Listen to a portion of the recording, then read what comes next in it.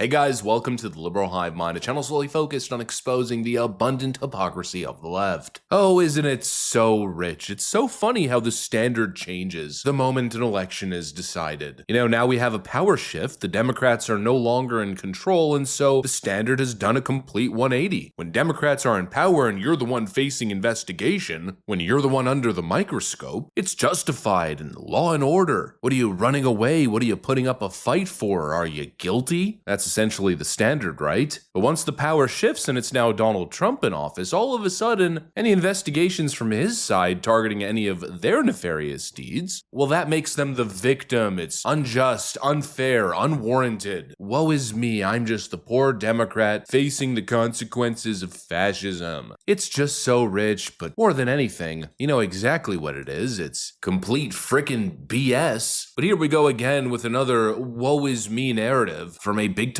Democrat who's expecting repercussions now as Donald Trump's coming in for his second term as president. But let's just say the angle that he's taking here is backfiring quite spectacularly. Let me show you guys exactly what I mean by that. We got some stuff to get into, so let's roll the tape. All right, folks, so take a look at this tweet. It popped up on my timeline earlier today. LinkedIn billionaire Reid Hoffman fears Trump will have the IRS audit him as revenge for supporting Kamala Harris. Ooh, revenge for supporting Kamala Harris. He was threatening personal and political retaliation. Harris is elected, I won't get penalized for not having supported.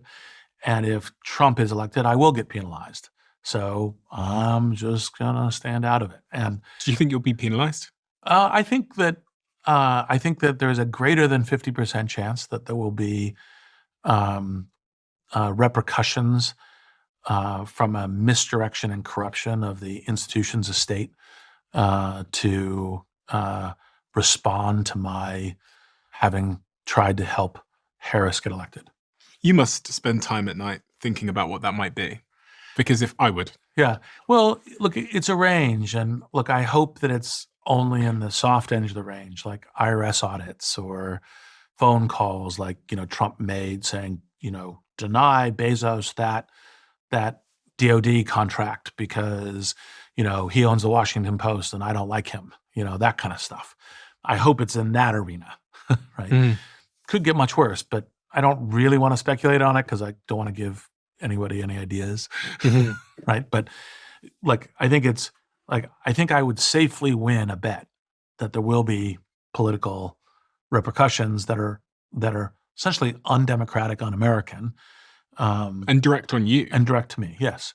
It's a great story and all, a great try, Reid Hoffman, but not exactly sure that's the right angle. Oh no, I'm a victim, I'm gonna get audited? Instantly, this backfired in the comments section. One person asks, why is he worried about an audit if he did nothing wrong? I was told having the government looking into you shouldn't bother you if you don't have anything to hide. And ding, ding, ding, of course, the people always get it. The double standard, the hypocrisy is glaring now, isn't it? It's just so rich, now all of a sudden they want to play victim. But let's be real for a second. Why would an audit scare you if you had nothing to hide? I mean, that was the narrative with Donald Trump, right? The endless audits and investigations, the leaking of his tax returns, all that was justified, of course. And when Donald Trump was fighting it all, we all remember the narrative now, don't we? As clear as day, as if it was yesterday. Back then, it was an admission of guilt. Oh, well, if he had nothing to hide, he wouldn't be fighting this. Well, now I guess the same standard might apply, and they're already screaming victim. And it has me asking, what are they actually worried about here? Are they worried that Donald Trump is going to find something shady in their dealings? This narrative that they're building almost feels like preemptive defense in a way. Oh no, Trump might come after me. Oh, poor me. But to anyone paying attention, it sounds more like an actual admission of guilt this time. Maybe what they were doing to Donald Trump was projection all along. It's just so rich coming from these people. Take the investigations if you have nothing to hide. Not to mention this guy playing victim is a big Democrat. Well, we all remember what happened during Biden's term here, where they passed a bill set to hire 87,000 new IRS agents to target regular Americans. The folks struggling with Bidenomics. They're out here scanning every $600 PayPal and Venmo transaction, coming after people with little side hustles trying to make a little money on the side, not to mention shaking down small business and middle-class families. But the second someone suggests that we take a closer look at the finances of a billionaire who's deeply entrenched in politics, and let's just say moving the needle in a certain direction, well, suddenly it's an attack. Give me a freaking break. I mean, let's not forget here, Reid Hoffman isn't just your average Joe Democrat. He's a major player funneling big money into campaigns and causes. He's almost like a George Soros light, and he's put big money on influencing elections and working behind the scenes to shape the political landscape. So yeah, maybe there should be audits. You know, maybe what they're scared of here, maybe what the panic is over is not, oh, Donald Trump's fascist overtake of the IRS looking into our finances. No, maybe what they're scared of is transparency. The American people actually deserve to know where this money is going and how it's being spent, especially when it's coming from people like Reid Hoffman, who wield massive influence over American elections. You know, that seems rather non-controversial, I'd say. It seems like common sense. And yet here he is trying to paint Trump as some sort of tyrant for even considering this, considering auditing him, which I actually probably don't think Donald Trump was planning on doing. But now that Reid Hoffman brought it up, I mean, hey, maybe not such a bad idea after all. My goodness, what an idea. Why didn't I think of that? Hammocks!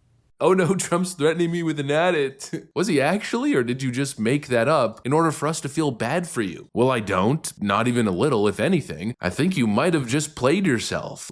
Congratulations, you played yourself. You know, these people think that they could pump millions of dollars into political campaigns and social and cultural causes, shape public policy from the shadows, and never face any scrutiny. And now the victimhood angle. Oh, I'm a victim. It's laughable. You know, these same Democrats and their allies like Hoffman, who spent years trying to destroy Donald Trump with bogus investigations, phony impeachments, they weaponized government to go after Donald Trump, not to mention before that, they spied on his campaign. Right ahead of the 2022 midterms, they raided his home and leaked a Supreme Court draft. Then they hit him with Lord knows how many cases, federal and state cases, civil and criminal. And now that the tables have turned, they're suddenly clutching their pearls and crying foul. Just get out of here with that nonsense. You know, there should be audits. There should be investigations. The American people deserve to know what's been happening behind the scenes. And just speaking of this whole notion that Democrats bring up of suggesting guilt or acting guilty, you know what side to me has really signaled guilt? Well, obviously, again, the left-wing side, the Democrat Party, because they seem over the years to be waging war against the idea of an audit. They certainly fought audits in 2020, and it all seems to tie to the idea of transparency. They seem to hate transparency, almost as if they want to be able to do whatever they want and then get away with it, never forced to release the transcript or never having made a transcript to begin with. You know what it seems like is Democrats want to be able to act with impunity and answer to no one. They want to wield unlimited power and influence without ever being questioned. And when they do get questioned, they spin it into some ridiculous sob story about authoritarianism. Meanwhile, they're the party of weaponizing the IRS, the DOJ, and the FBI against anyone who dares dissent against their narratives. Well, I think there might be a new mandate in town. The left loves to categorize it as revenge. Ooh, Donald Trump's looking for revenge, scary, but no. We're talking accountability and transparency, and the American people, in my view, just the sense that I'm getting, well, they seem to be done letting these elites pull the strings in the shadows while pretending to be above the rules. You know, if anything, it's time to play their game. The same tactics they used against their political enemies can be used to look inwardly, to go after corruption and seek reform or balance the budget. You know, that's kind of what Doge is all about, right? Bringing transparency and doing an actual full-on audit of government spending and then trying to find efficient ways to balance the budget and cut spending. The people want transparency. They want to know what's going on, and especially how their money's being spent, and of course how money's being spent to influence elections. The people want to know, they have a right to know, and it seems one side, one particular party, seems to not like it so much. I don't know. Form your own opinion as to what that means or what party that is. Anyways, that's pretty much what I got for you guys. Hopefully you enjoyed the video. If you did, make sure to leave a like and possibly subscribe. Thanks for watching, and I'll see you on the next one.